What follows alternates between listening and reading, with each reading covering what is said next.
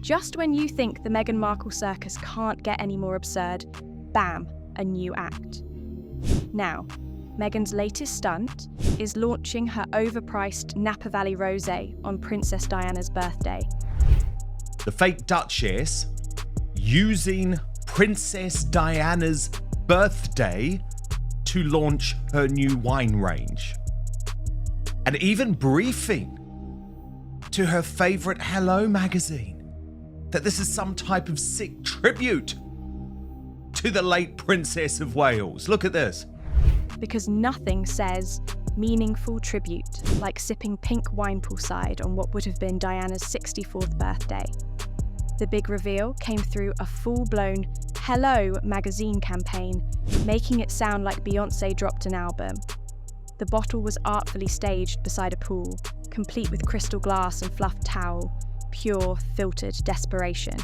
This is sick, this is twisted, and unfortunately it's what we've come to expect. How on earth can this woman believe that it is appropriate for a single second to use Diana's birthday to punt out her shitty rosé wine as if this is some type of tribute? Meghan waxed poetic about wishing she'd known Diana. Sweet enough for a Hallmark card, but using it to sell wine, not so much. Angela Levin, the ever sceptical royal commentator, called the stunt sick and tone deaf, calling it peak Meghan. 2 parts delusion, 1 part drama, garnished with dollar signs. Meanwhile, Meghan is dragging Harry deeper into the Diana obsession for Instagram likes and product hype. Yeah, I mean, it made me feel sick. It Yes. really did. I really did. One, because she doesn't know her. Secondly, which is interesting, was that she's complaining about Harry always going, backwards. Poor Harry, who should have said no to this madness, stayed silent, probably filming the wine ad himself. Levin sees this as another jab in Meghan's ongoing campaign to annoy William. Honestly, who's even surprised anymore? And I just can't believe it. The other thing is that she's keeping Harry close to remember about his mother, to think about his mother, to do all these things about his mother. Obviously, it's a very good thing if he thinks occasionally, but it shouldn't be pounded into her by his wife so that she makes a lot of money on that. Everyone knows that William prefers keeping Diana's memory private and dignified. He's been vocal about not dragging his mother into public spectacles anymore, especially ones tied to commerce.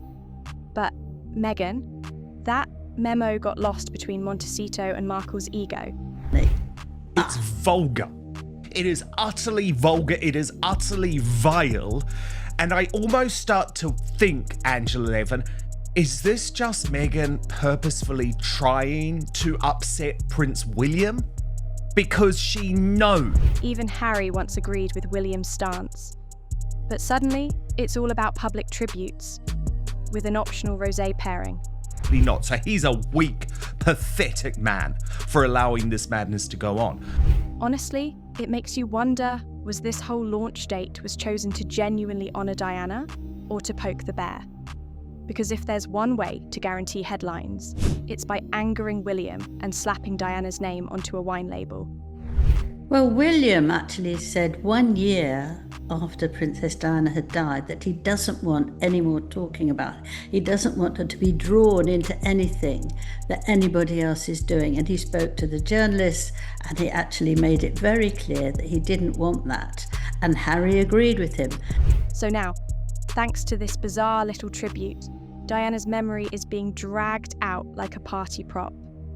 Not for a charity, not for a heartfelt remembrance, but to help push a lifestyle brand that's more lifestyle than brand. As for Hello magazine, how they managed to print all that with a straight face is anyone's guess. So apparently Meghan Markle wasn't at Diana's birthday party back in the day. Shocking, right? But somehow she still managed to make everyone gag with her latest stunt. Selling wine on the same day as her late mother-in-law's birthday. I mean, makes you scream with anger at her. It shows what she's like, doesn't it? You can never say, well, I made a bit of a mistake. She's this sort of person, or she doesn't know that, or she's not aware of how royal family lives, because it's not going to be very common. You can't make an excuse for her. Classy. And where's Harry in all this? Silent, as always. The man could have just said, "Hey Meg, maybe don't launch your overpriced Napa Rosé on the same day we should be remembering my dead mother." But no. Instead, he's probably helping with bottle labels and selecting poolside angles. It's the most unnecessary, heartless, spiteful, nasty. Meghan doesn't make mistakes, only meticulously planned PR schemes. No one can even use the old "she didn't know how things worked in the royal family" excuse anymore. She knows exactly what she's doing, down to which magazine gets the exclusive. This woman could sell sand to a desert and convince you it was a tribute to Queen Elizabeth. Everything is very carefully detailed. She knows all these things. She's been meticulous with that for a long time, to get it right, to hit the right person, to tell them how good she is. All these things are done. And, if somebody wants to talk to her, she tells them what they have to say. I mean, she's in control. And now the podcast plug, because, of course, gotta pause mid-rant for some 5-star ratings. Meanwhile, Angela's there throwing shade and spitting truth. Meghan isn't just casually tone deaf. She's running a full-scale manipulation playbook. Well, I was just going to say she's got a track record, though, too, of using Diana and emotionally manipulating Prince Harry. Right down to things like, "Oh, your mum was with me at the yoga class this morning. She's so happy that we've come to London for this event." I mean, it's highly manipulative. Let's talk sales. Meghan's team, Meghan herself, whispers to InStyle that, as ever, is selling out faster than concert tickets to a Taylor Swift exorcism. The site traffic doubled, the products disappeared in 4 hours, and the brand is struggling to meet demand. Translation: they made 10 bottles and now want applause for selling them to Meghan's book club. It's a textbook, Meghan. She says she's not doing the fake limited edition hustle, but somehow it's the same hustle she did last time. Didn't she once say that if her products sold out too quickly, it would be a failure? Guess what? It sold out even quicker this time. Because, shocker, there was barely anything to sell. According to Taz on this, just said, "Oh, come on. It's total bullshit. She has used the same trick as last time. She sold out because she didn't have many products. Another jam scam in true Meghan style. She's just blowing her own trumpet for achieving very little." And I think that's where we're at. Angela's had enough. She's calling it what it is, a total jam scam. Meghan's not a businesswoman. She's a hobbyist with a Pinterest account. If this were a serious brand, the second launch would have had a warehouse full of product. But no. Meghan needs the headlines more than she needs sales. She's allergic to sustained effort. Just like her charity work, where she pops in for half an hour once a week to hand over a check and snap a pic. And we've heard from people talking about making food and selling it. You have to really work hard, night and day, to get it done. Well, she probably does it like she deals with giving money for charity. She does that once a week for half an hour or an hour. And this is the same thing. She doesn't want to really work hard. Meghan once dreamed of working at Buckingham Palace until she realised there's no paycheck for ribbon cutting.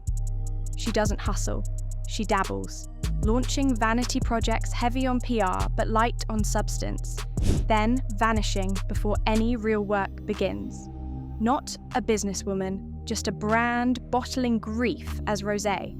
She's not going to do that. She didn't want to really work hard when she was at Buckingham Palace, because that's not what she wanted, and certainly not if she didn't get paid for it. And it's all about just doing these things and then going off and doing something else. They don't last. She's not really anybody, a businesswoman. Her latest artsy lifestyle video, complete with royal calligraphy and awkward angles, features baby Lilibet for sympathy points.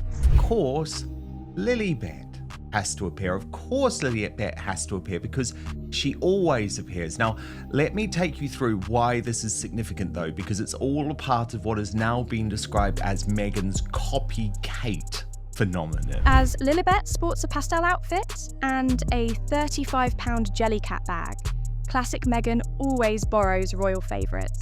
Writes on this, the youngest child of Meghan and Prince Harry put on a sweet display in a light pink ensemble and a £35 rainbow bag from Jellycat, the popular British toy brand, which is famous for selling cuddly toys with smiling faces, is a firm favourite among the Prince and Princess of Wales children.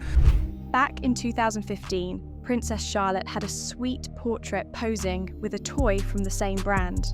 Angela, Prince William admitted that the viral plushies, is that right, are his brood's currency when chatting to Matteo Rabena, a 9-year-old brother of the inspirational cancer campaigner and photographer Liz Hatton, at a Buckingham Palace garden party. Matteo gave the couple 2 very special gifts, a plush Jellycat toy with Catherine taking one and William a collector's item. Meghan? She took notes. Because, surprise! Just like clockwork, Meghan's latest video suddenly showcases Lilibet parading around with one of those squishy Jellycat mascots. This time working out what are the favourite toys of Catherine and William's kids. Oh, let's make sure we put them in this video.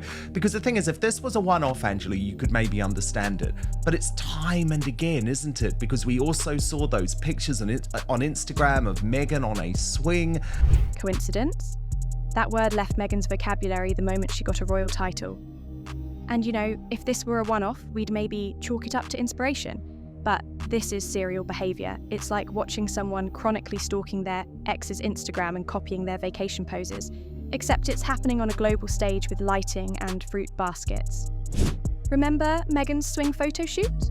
A familiar setting, eerily similar to Catherine's classic picture on a wooden swing? Like a glitch in the royal matrix, Meghan's been tracing Kate's every move with the determination of a copy machine with Wi-Fi. You've come away from the royal family. You've got your own life, lots of money and gardens and all that. Yet she goes back. She's going back more than Harry because she doesn't let it ease her at all. She just goes on and on and on about it.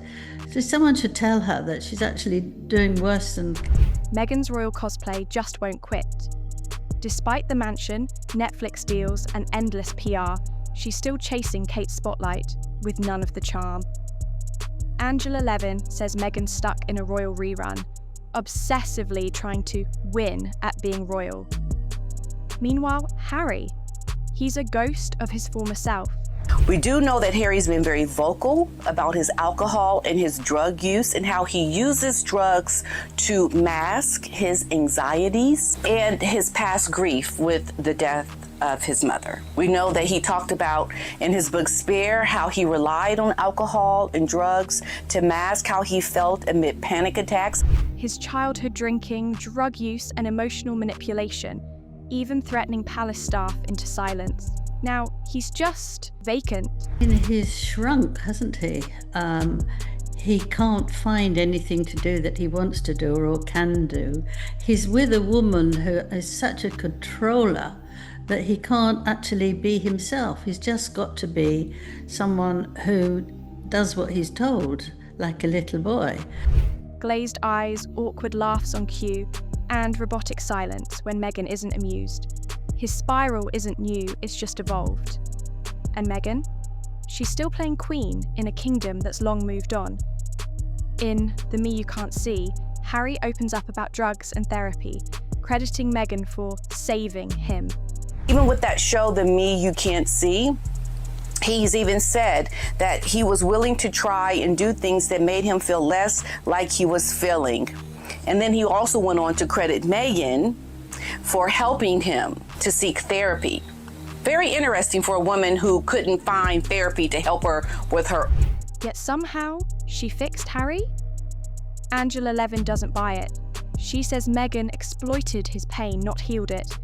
Now, Harry's just a dull shell in California, spiraling, while Meghan constantly rebrands herself like she's auditioning for Goop. It's a drug addict, isn't it, really? And once you're onto these things, you can't get rid of it. And unless he really, really wants to, he's not going to go. He can go to anybody to help him, but unless he's really determined, and it's not easy, he's got to do it himself. Insiders fear Harry's relapsing. The media masked his downfall for years, but now the illusion's shattered. He's lost Meghan's acting, and the press is scrambling to rewrite a mess they created.